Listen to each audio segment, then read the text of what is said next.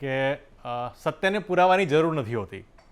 અણીશુદ્ધ અને નગ્ન વાસ્તવિકતા, નગ્ન સત્ય એ છે કે ગુજરાતમાં રોકટોકપણે દારૂનો વેપલો ચાલે છે. હવે વેપાર શબ્દ તો કહેવાય એમ છે નહીં. તમે જે વાત કરી કે વેપાર તો વેપાર થઈ ગયો છે. વેપાર લખેલું FIR માં. એટલે તમે આવું ના વેપાર શબ્દ કહેશો. તો- ના ના, તમે વેપાર તો આટલા આખા બધા લોકો મોટા કરતા હોય. નહીં, તમે આટલા મોટા વ્યવસાયકો ઉદ્યોગ કહો. હા, એટલે તમે આવું ના કહેશો ઉદ્યોગ- વેપલો બેપલો. ઉદ્યોગની વાત આવે. હવે આ તો વેપલો છે અને વેપલામાં કેટલા બધા લોકો સંડોવાયેલા છે એની સરસ વિગતો આપણે આ જોઈ છે. હું તો આપના માધ્યમથી, તમે PhD ની વાત કરી કે પોટલી પર PhD ની વાત કરી હોય, જોઈને પણ કરવી હોય તો આપના માધ્યમથી હું તમામ મીડિયાને લોકોને આમંત્રિત કરું છું મારા ચાંદખેડા વિસ્તારમાં કે પોટલી પર તમારે જો PhD જેટલું મટીરિયલ જોઈતું હોય, ક્યાંથી આવે છે, શું આવે છે, કેવી રીતે આવે છે, આને માટે ફાઇનાન્સ કેવી રીતે થાય છે અને શું કરે છે, આ બધી વિગતો તમને ચાંદખેડામાં સમજાવી. તો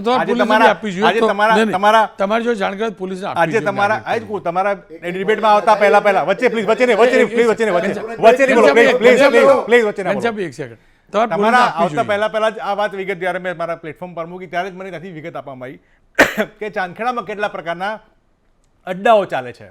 તમે સમજો કે 10 જ મિનિટમાં લોકો, જનતા કેટલી હોશિયાર છે અને કેટલી સરસ સમજુ છે. પોલીસ તંત્રને ક્યાંય ખબર ના પડે પણ જનતાએ આખી વિગતો બધી આપી દીધી કે ભાઈ આંગણવાડીમાં અમૃતનો અડ્ડો ચાલે છે, વિશેષ માત્રામાં કૃણાલનો અડ્ડો ચાલે છે, શ્યામમાં સોસાયટીની સામે અમૃતબેનનો અડ્ડો ચાલે છે, હાઉસિંગમાં મોન્ટુનો, આ આખું લિસ્ટ સાહેબ